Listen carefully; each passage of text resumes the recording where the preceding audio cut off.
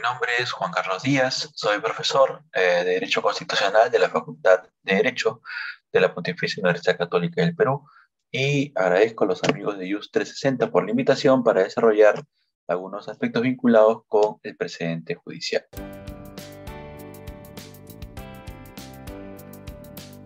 El precedente judicial viene a ser una norma que tiene la forma de una regla y que se extrae de ciertas sentencias que adoptan las altas cortes de un país.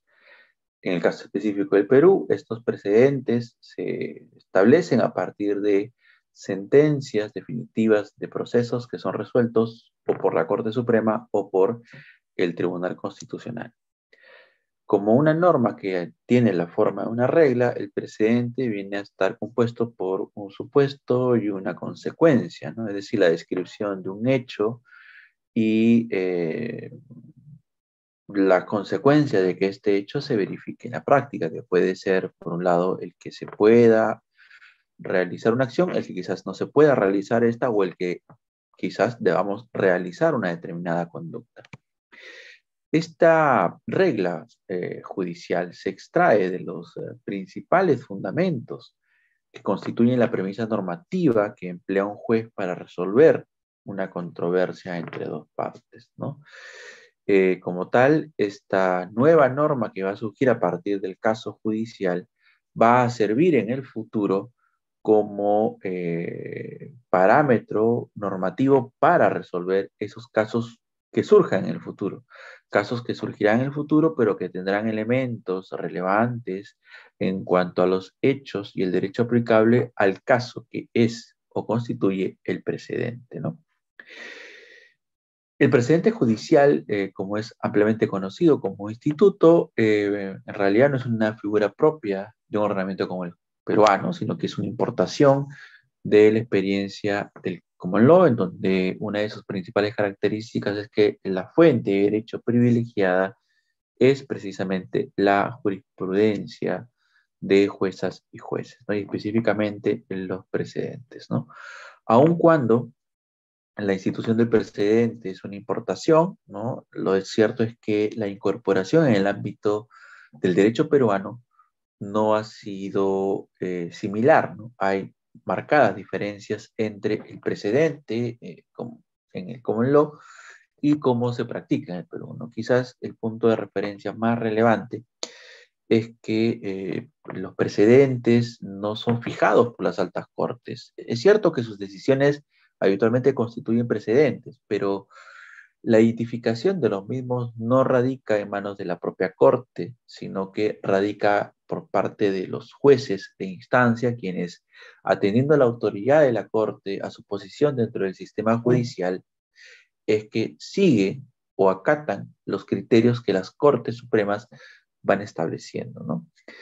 En el caso de la práctica peruana, se ha regulado normativamente a través de los distintos códigos procesales que el precedente tiene que ser fijado de manera expresa por la Corte Suprema a través de sus salas especializadas en derecho civil, penal, contencioso administrativo o laboral, y en el caso del Tribunal Constitucional, de forma expresa, en aquella sentencia que el tribunal decide establecer un precedente vinculante. Entonces, el precedente judicial, en buena cuenta, viene a ser una regla que se desprende de la resolución de un caso contenido en una sentencia y que es fijada de manera expresa por la Corte Suprema o el Tribunal Constitucional. Y en nuestro ordenamiento jurídico, los precedentes sirven eh, para constituirse, ¿no? En eh, parámetro de resolución normativo de casos futuros. ¿Existen diferencias entre precedente y jurisprudencia? La pregunta en torno a las diferencias entre la jurisprudencia y el precedente es muy interesante porque a veces se confunden ambos conceptos, ¿no? Y esto es porque, si bien es cierto, un precedente como regla jurisprudencial está contenido en una sentencia y la sentencia como tal forma parte de la jurisprudencia. Eso significa que entre jurisprudencia y precedente hay una relación de todo parte, ¿no? Eh, La jurisprudencia viene a estar constituida por el conjunto de las decisiones adoptadas por juezas y jueces de todos los niveles en un determinado ordenamiento jurídico. En cambio, los precedentes no son todas las decisiones judiciales, ni son todas las sentencias, son solo algunas sentencias contienen precedentes, y siempre que, al menos en nuestro ordenamiento, hayan sido así establecidas de forma expresa por la Corte Suprema o por el Tribunal Constitucional. Una diferencia relevante adicional es que, bueno, la jurisprudencia, al estar constituida por las sentencias, pues al ser sentencias individuales, las mismas vinculan a las partes del caso, ¿no? En cambio, el precedente tiene la particularidad de ser una regla que surge de un caso específico, pero que va a tener alcances generales, porque va a vincular con carácter general, erga omnes, ¿no?, a todos aquellos que se vean involucrados en casos futuros en donde el precedente resulte aplicable, ¿no? De modo tal que la jurisprudencia, en términos amplios, no necesariamente tiene carácter vinculante, pero el precedente sí tiene ese carácter vinculante para casos futuros.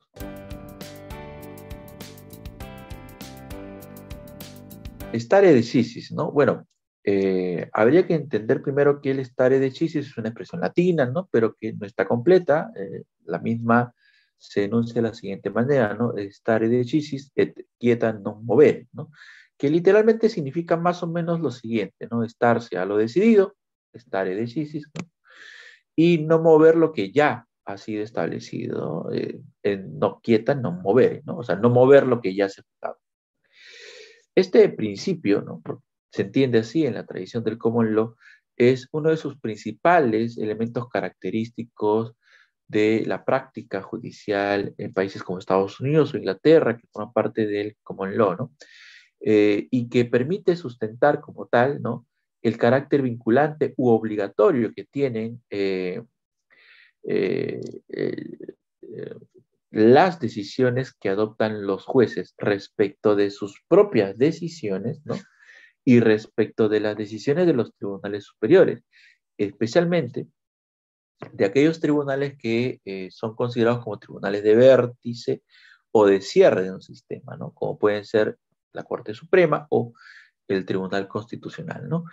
En buena cuenta, el principio del stare decisis, en términos abreviados, ¿no?, determina que las y los jueces tienen que estar, ¿no?, vinculados o tienen que seguir sus propios criterios, ¿no?, de modo tal que estamos frente a una suerte en este punto de un precedente horizontal, ¿no?, o de un autoprecedente, ¿no? Yo como juez estoy vinculado a mis propias decisiones, con lo cual, si veo casos futuros similares a los que ya resolví, tendré que emplear los criterios que ya he aplicado en los casos futuros, desde luego, ¿no? Pero también como juez, y al formar parte de una estructura jerárquicamente organizada como es la del Poder Judicial, ¿no?, estoy vinculado a las decisiones de los tribunales superiores, porque tienen una autoridad jerárquica y funcional superior, ¿no? De modo tal que aquí estamos frente a lo que se conoce como el precedente vertical, ¿no? Este principio, el stare decisis, en el contexto del derecho peruano, aún, digamos, está en proceso de formación, ¿no? Eh, digamos, en el common law propiamente fundamenta la obligatoriedad de los precedentes o el seguir los precedentes, como se suele decir, ¿no? Pero en un contexto como el peruano aún nos falta mucho por trabajar en torno al respeto a los precedentes y criterios jurisprudenciales que adoptan las altas cortes, específicamente en el Perú, porque son las que fijan de manera expresa los precedentes, ¿no? De modo tal que hay mucho trabajo por hacer, y sobre todo porque en el ámbito peruano la incorporación de una institución como el precedente de otra tradición ha generado ciertas problemáticas particulares, ¿no?, sobre las cuales espero poder rezar en unos momentos más adelante.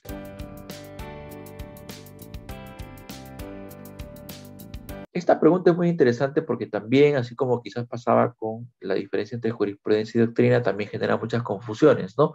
Esta diferencia entre ratio decidendi, obiter dictum y el decisum, ¿no? Para empezar, son tres conceptos que aluden a la estructura de una sentencia, ¿no? Y es que en una sentencia se puede distinguir, ¿no?, entre las razones esenciales que justifican el fallo o la decisión del juez o la jueza sobre la controversia, ¿no? Sin las cuales pues no hay sentencia, ¿no? No hay decisión.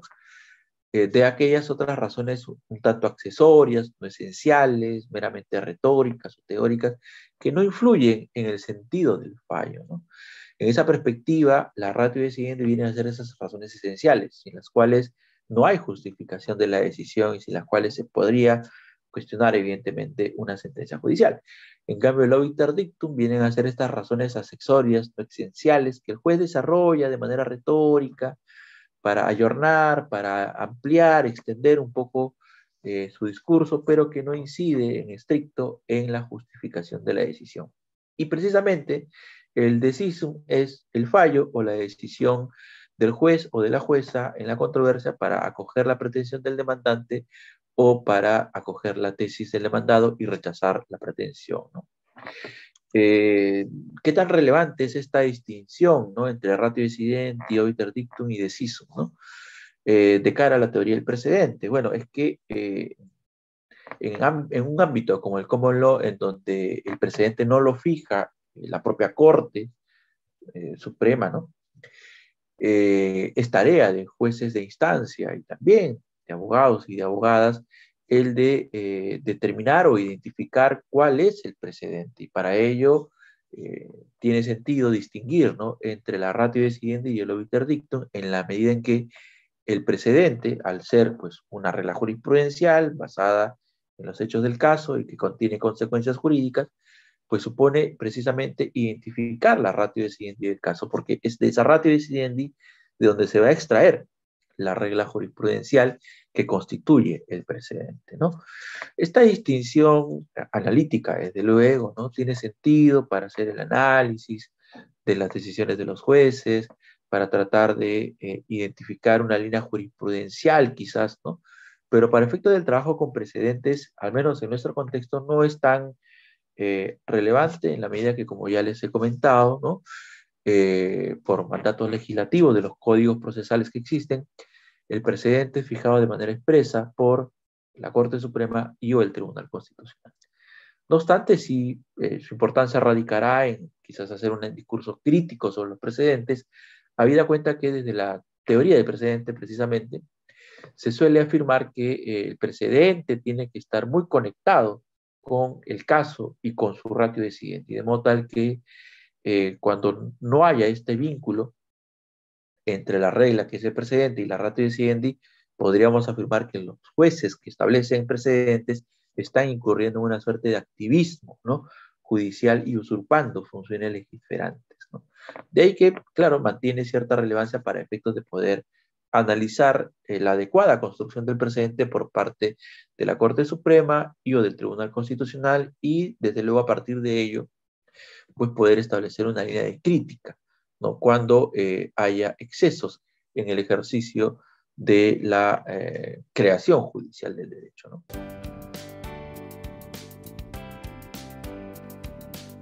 En cuanto al overruling y el distinguish, hay que señalar que son técnicas, ¿no?, que se han ido generando en el ámbito del common law, producto de la práctica dinámica del precedente, ¿no?, precisamente, y en donde la distinción entre uno y otro es que el overruling viene a ser o significar en buena cuenta un cambio del precedente. O sea, es una variación de la regla del precedente a partir de un nuevo caso, ¿no? Incluso se habla de una figura adicional que es el prospective overruling y que viene a ser una suerte de anuncio de cambio del precedente a partir de un nuevo caso, sin que en este caso donde se anuncia el cambio se vaya a aplicar una nueva regla, ¿no?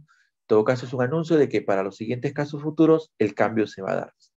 Pero en buena cuenta, el overruling implica simplemente que los jueces o juezas que han adoptado un precedente lo van a cambiar, lo van a modificar, ¿no?, dejando, claro está, sin efecto el anterior precedente, ¿no? En cambio, el distinguish viene a ser una técnica también judicial eh, para que jueces y juezas nos digan en buena cuenta que un caso nuevo no resulta estar bajo el ámbito de aplicación del precedente. Y esto es porque, como se desprende de la propia denominación, ¿no?, distinguishing significa distinguir, establecer distinciones entre el nuevo caso y el caso en donde se estableció el precedente, de modo tal que si el juez o la jueza fundamentan que hay elementos relevantes vinculados con los hechos, vinculados con el derecho aplicable, que diferencian este nuevo caso del caso donde se establece el precedente, pues evidentemente casos iguales se resuelven igual, casos distintos se resuelven de manera distinta, de modo tal que el precedente no sería aplicable. Algunos sostienen pues que este distinguishing permite o es una técnica que permite la desvinculación de los jueces al precedente, lo cual no es necesariamente exacto, sino que es una técnica que permite señalar que, porque hay diferencias relevantes entre el nuevo caso y aquel donde se establece el precedente, pues el precedente no resulta aplicable, porque en buena cuenta el nuevo caso no estaría bajo su ámbito de aplicación. Agradezco la última pregunta porque es bastante interesante y nos permite ya, saliendo un poco del marco teórico, entrar a una cuestión más dinámica, ¿no? En relación con las problemáticas que ha tenido el precedente en el Perú, ¿no? Yo aquí me voy a centrar un poco más en el precedente que genera el Tribunal Constitucional por mi propia especialidad en la materia constitucional, ¿no? Y en este sentido yo quiero brevemente citar, creo yo, tres grandes situaciones o casos, por decirlo de alguna manera, ¿no? El primero, el precedente constitucional del tribunal ha tenido que ganar su carta de ciudadanía, ¿no? Y es que, bueno, ha sido recurrente en la práctica jurisprudencial peruana que los jueces del Poder Judicial, incluso las autoridades públicas como el legislativo o el ejecutivo, han sido hasta cierto punto renuentes a acatar los precedentes del Tribunal Constitucional. Y en esa medida el tribunal ha tenido que imponer la autoridad de sus precedentes mediante, por un lado, por ejemplo, la revisión de las sentencias del Poder Judicial, declarándolas nulas porque no seguían los precedentes que ya el tribunal había establecido. En ese sentido, tenemos el caso, por ejemplo, de casinos y máquinas tragamonedas, un proceso de conflicto de competencias, en donde el Tribunal Constitucional declara la nulidad de una serie de sentencias judiciales y medidas cautelares en donde no se aplicaron ya precedentes que el tribunal había establecido sobre el marco jurídico regulatorio aplicable, ¿no?, a los juegos de casinos y máquinas tragamonedas. Otro ejemplo paradigmático, aunque hoy ya ha dejado sin efecto, pero fue un precedente en su momento, fue aquel caso en el cual el tribunal, debido precisamente también a máquinas de casinos y tragamonedas y al incumplimiento de otros precedentes suyos, tuvo que innovar el ordenamiento procesal y creó, ¿no?, esto que se denominó en su momento el recurso de agravio constitucional a favor del precedente vinculante, ¿no? Es un caso en donde el tribunal establece una regla, ¿no?, según la cual aquellos procesos de amparo, de corpus, habeas data, que hubiesen sido resueltos por el Poder Judicial de modo favorable al demandante y que ameritaban que el caso terminara ahí por aplicación de las reglas procesales, pero en los cuales los jueces y juezas no hubiesen aplicado sus precedentes, existía la posibilidad de que pudiera cuestionarse estas sentencias por no aplicar los precedentes ante el TC. Y de esta manera el tribunal amplía el famoso recurso de agravio constitucional a favor del precedente vinculante, ¿no? Son situaciones propias de la casuística peruana en donde para que los precedentes sean respetados, el tribunal ha tenido que imponerlos mediante la revisión posterior de decisiones de juezas y jueces del Poder Judicial, ¿no? Otro supuesto bastante problemático en relación con el precedente en el Perú ha sido dado por las tensiones entre el Tribunal Constitucional y el legislador a propósito de la aplicación de precedentes vinculantes, ¿no? En ese sentido, por ejemplo, el legislador ha sido muy frecuente a eludir el cumplimiento de los precedentes del Tribunal Constitucional establecidos en sentencias de control normativo, como los procesos de inconstitucionalidad, y al respecto, creo que el ejemplo más paradigmático es el de la justicia militar, ¿no?, en donde el Tribunal Constitucional, en más de una sentencia, en tres de estas, había ido declarando que el diseño de nuestra justicia militar era incompatible con el principio de independencia judicial, ¿no? Y en tres ocasiones reiteró más o menos los criterios sobre la materia, y el Congreso de la República era renuente, ¿no?, porque siempre reiteraba los mismos problemas, ¿no? Entre ellos, por ejemplo, que la designación de quienes integran el Consejo Supremo de Justicia Militar sea realizado de manera directa por el presidente de la República, ¿no? Y en esta medida el tribunal establecía que las designaciones o la selección de quienes deben integrar este consejo debía ser realizada por el entonces Consejo Nacional de la Magistratura, habida cuenta que es el órgano constitucionalmente competente para ello, ¿no? Para seleccionar a todos los jueces y juezas del país, aun cuando su posterior formalización o designación formal recaiga en el Poder Ejecutivo, ¿no? Bueno, esto no fue acatado. Hoy en día, como sabemos, jueces y juezas del Consejo Supremo de Justicia Militar son designados por el Ejecutivo, con lo cual se debe al hecho de un cambio, un giro, ¿no?, de criterio por parte del Tribunal Constitucional, habida cuenta de un cambio de composición de sus magistrados, ¿no? Por otro lado, en la misma dirección hay un caso muy interesante sobre la libre desafiliación de las AFPs, ¿no? Eh, Esto tiene toda una historia, ¿no? En las campañas del 2006, la campaña presidencial, uno de los tantos temas en discusión fue el de la libre desafiliación de las AFPs, porque había muchas personas que durante la década del 90 se trasladaron del sistema público al sistema privado con baja información o sin saber que quizás ya tenían ganado el derecho, ¿no? El tribunal estableció un primer criterio, una primera sentencia, donde estableció tres supuestos para la libre desafiliación. Por un lado, el que quizás al momento en que te pasaste del sistema público al privado ya tenías ganada la pensión, si es que desarrollabas trabajo de riesgo, y o si es que al momento de afiliarte o pasarte del sistema público al privado, no contaste con adecuada información por parte de la AFP. Ante esta sentencia, que no fue un precedente, ¿no? Luego vino una ley del Congreso y esta ley, en vez de recoger estos tres supuestos, solo recogió dos. Los dos primeros. Esto es cuando hubieses pasado del sistema público al privado, ya hubieses ganado tu pensión, o cuando desarrollabas trabajo de alto riesgo. Y el tercer supuesto, sobre falta de información, no fue regulado, ¿no? Eso llevó a que el Tribunal Constitucional posteriormente emitiera una nueva sentencia reiterando este tercer supuesto como supuesto para iniciar un proceso de desafiliación de las AFPs, ¿no? Y además estableció que este tercer supuesto iba a ser, y de hecho es un precedente vinculante, ¿no? Entonces, ahí hay una serie de relaciones entre el presidente y el legislador que falta todavía explorar, porque se presentan estas tensiones o dinámicas de no acatamiento, ¿no?, a los criterios jurisprudenciales que el tribunal va estableciendo con carácter vinculante, ¿no? Y por último, ya más recientemente, ¿no?, algo que puede denominarse, ¿no?, como la protección de los derechos, la rebelión de los jueces del Poder Judicial y el control de convencionalidad sobre sentencias del Tribunal Constitucional. Y esto es porque hay alguna serie de sentencias de esta composición actual del tribunal que no necesariamente compartimos, ¿no?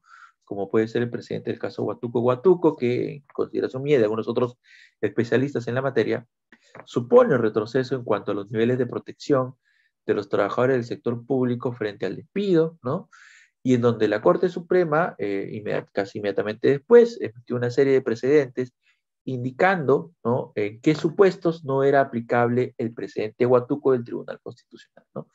Esto para otorgar mayores niveles de protección al derecho al trabajo para los trabajadores del sector público, ¿no? Y por otro lado, también hay un caso muy interesante donde un juez del Poder Judicial ha aplicado control de convencionalidad sobre un criterio jurisprudencial del Tribunal Constitucional a propósito de la anticoncepción oral de emergencia, ¿no? Para hacer muy breve la historia, en el 2009 el Tribunal Constitucional, a propósito de un caso, prohibió al Ministerio de Salud que distribuyera gratuitamente la anticoncepción oral de emergencia, aunque no prohibió la venta de este anticonceptivo en las farmacias privadas, ¿no? Luego surge una sentencia del tribunal, perdón, de la Corte Interamericana de Derechos Humanos, el caso de Ortega Murillo, contra Costa Rica, en donde este alto tribunal internacional determina que la obligación de proteger la vida surge desde el momento de la anidación del óvulo fecundado en el útero materno, y que de ese momento la obligación de protección es incremental o gradual, ¿no?, en función a la mayor viabilidad del ser en formación. De modo tal que, siendo que la anticoncepción oral de emergencia impide la anidación porque permite un adelantamiento del ciclo menstrual, no tendría efectos abortivos, ¿no? Lo cual, claro, evidentemente no es muy compatible con el criterio del tribunal en el caso de la anticoncepción oral del año 2009, que mencionaba al principio. Con este criterio, una ONG de defensa y promoción de los derechos sexuales y reproductivos de las mujeres plantea un proceso de amparo y pide al Ministerio de Salud que vuelva a distribuir la anticoncepción oral de emergencia en sus establecimientos de manera gratuita a mujeres de escasos recursos, ¿no? Y en esta sentencia se utiliza como fundamento precisamente la sentencia de la Corte Interamericana, el caso Artavia Murillo. ¿Qué es lo que se resuelve en primera instancia? En 2019, pasaron 4 años, ¿no? Se declara fundada la demanda y el juez de primera instancia lo que dice es que aplica un control de convencionalidad sobre el criterio del tribunal que niega la distribución gratuita de la anticoncepción oral de emergencia sobre la base del criterio del caso de la Corte Interamericana de la sentencia Artavia Murillo. Esa es una sentencia de primera instancia de 2019, fue objeto de una apelación, y el 2020, el año pasado, en segunda instancia, esta decisión ha sido revocada, y lo que se ha argumentado es que un juez de primera instancia no podría no seguir o inaplicar una sentencia del Tribunal Constitucional, y en todo caso correspondería que sea el propio Tribunal Constitucional que varíe su criterio, y no así sea corregido por un juez de primera instancia, ¿no? Más allá de los acuerdos o desacuerdos, ¿no? Lo cierto es que esto es una problemática producto de la interacción entre los criterios que pueden ir adoptando los jueces del Poder Judicial y los estándares o precedentes que puede ir adoptando el Tribunal Constitucional. De modo tal que eh, un país de civil law como el Perú y la incorporación de una institución propia, el common law, como el precedente, pues genera ciertas problemáticas y particularidades que, claro, desde la perspectiva académica enriquecen un poco el análisis y el debate, pero que en términos institucionales, en términos de seguridad jurídica, puede no ser tan saludable, ¿no? Con lo cual, esto pone en evidencia, ¿no?, que hay aún procesos que estamos viviendo de acomodo, reacomodo, de integración de una institución que tiene mucho a su favor, ¿no?, para generar predictibilidad en cuanto a las decisiones de los jueces y seguridad jurídica a largo plazo respecto de cómo se deben resolver las controversias, ¿no? Para que en buena cuenta haya menos conflictividad social, ¿no? De modo tal que el precedente se representa, pues, ¿no?, para un país como el Perú, un desafío, y que con el paso de los años consideramos que estos problemas se van a ir resolviendo y se va a ir asentando la autoridad del presidente, sea del Tribunal Constitucional, sea de la Corte Suprema, y se irá asentando esto que mencioné hace un momento con respecto a la construcción de un principio de stare decisis et quietam non movere, ¿no? Esto es del de respetar, acatar y seguir los precedentes que establecen nuestras altas cortes de justicia. Finalmente, quisiera agradecer a los amigos de Just 360 por permitirme este pequeño espacio para compartir estas reflexiones en torno al precedente judicial en el Perú. Que ojo, acá no estoy diciendo nada novedoso, nada que sea original mío, todo esto está debidamente trabajado por muchos autores, tanto extranjeros propios del Common Law, como también por los referentes nacionales. Con ello, espero que el mismo haya sido de su interés y de su agrado, y estoy a su disposición para cualquier otra ocasión. Muchas gracias, cuídense.